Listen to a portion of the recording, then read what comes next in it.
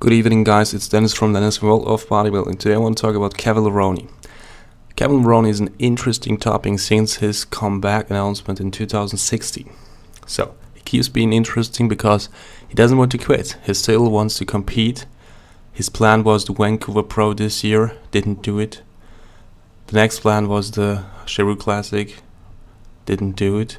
The next plan was a guest posing, right about this time in his hometown Maryland, he didn't do it. So the next plan is the Arnold Classic Australia in March 18th next year. So it's when he will compete there, it will be over 1.5 years since his last performance at the Olympia 2016.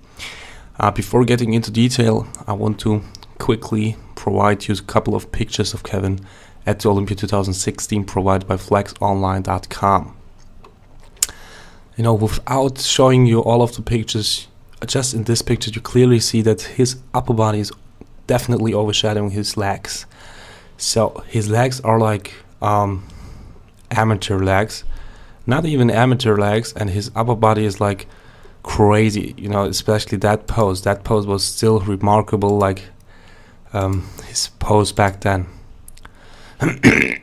Obviously his back and everything is not good, it's weak, but his biggest weakness on his body right now, or back then at the Olympia 2016, a good year ago, was his legs. His legs department had a big upper body which had great fullness and size, which really remembered of the old Kevin, but his legs were definitely not there. It was a major muscular imbalance. So, his announcement is that he will compete at the Arnold Classic 2016, not the regular Arnold, but the Australia Arnold. And what's interesting here is, first things first, will he really compete there, or will he decide to skip it too, like the other two contests and the guest posings he planned to have? That would be the first thing. And the second thing is, can he really improve his legs enough to match his upper body? So you have to see that when a person, there are many examples, but let's say Ronnie Coleman back then, he had crazy quads, and he had, when you just look at his calves, he had great calves, but because his upper body, his quads being so humongous, there was a crazy muscular imbalance, and his quads actually, in the whole picture, when you look at his body, the complete body, his quads looked small. What I want to tell you with that is that there is a crazy imbalance between his upper body and his lower body.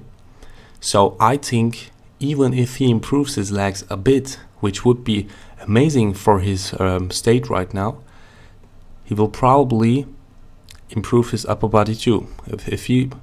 Even if he improves his lower body a little bit, which would be great, he would probably even, improve his upper body at least that much. And even if his upper body would stay the same like the Olympia 2016, if it would be, if it would stay that big, do you really think that he can match that upper body up?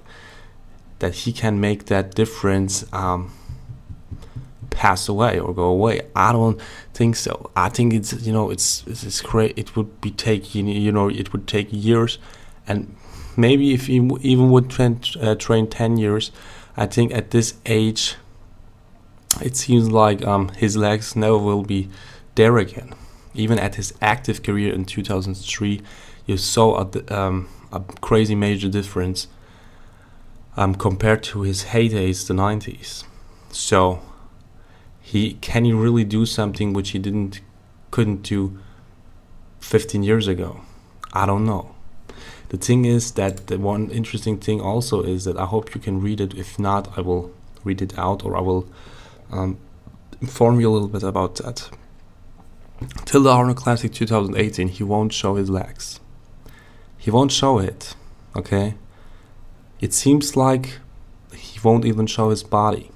He wants to do it old school, and he wants to be fully covered up till the Arnold Classic 2018, till it's showtime.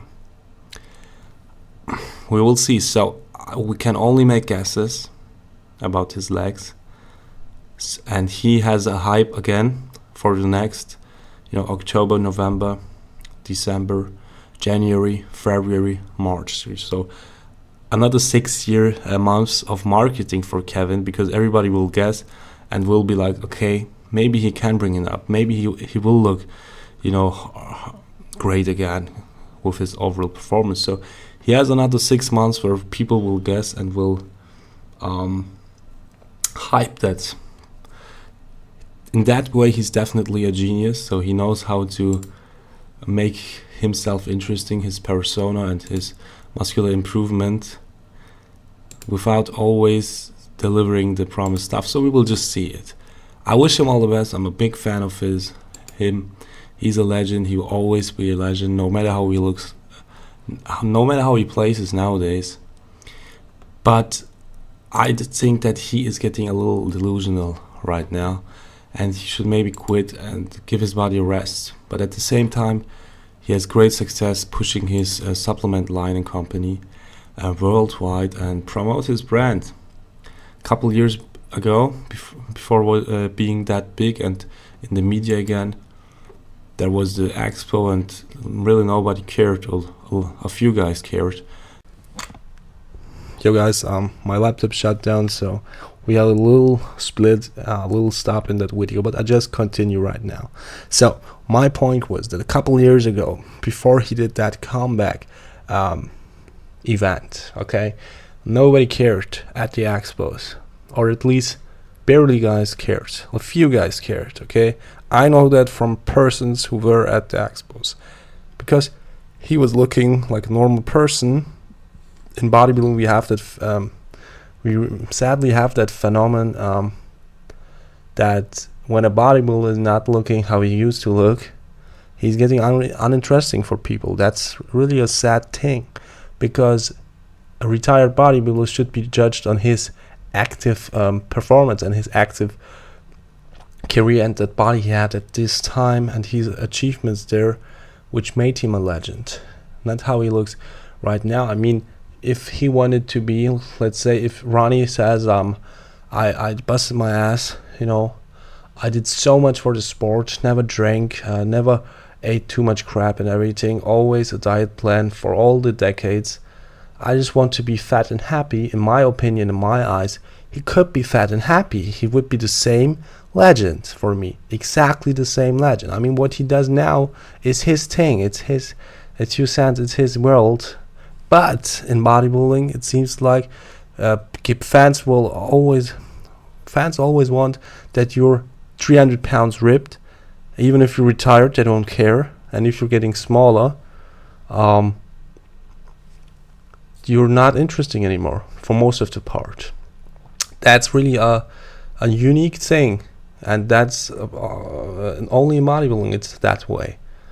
Only in bodybuilding, because there are so many new fans because of the internet, and then they just know the guys who are big right now. So when they saw Kevin at the expos a couple years before his comeback, nobody recognized him. He looked like a normal person.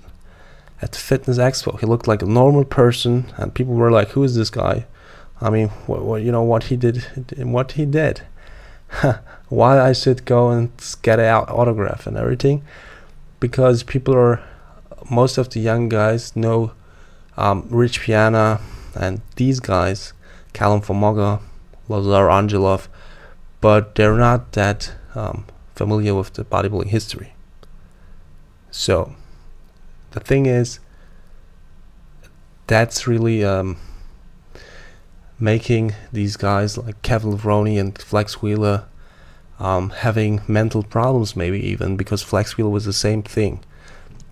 He could walk through the expo with a suit on in Germany, let's say at the FIBO.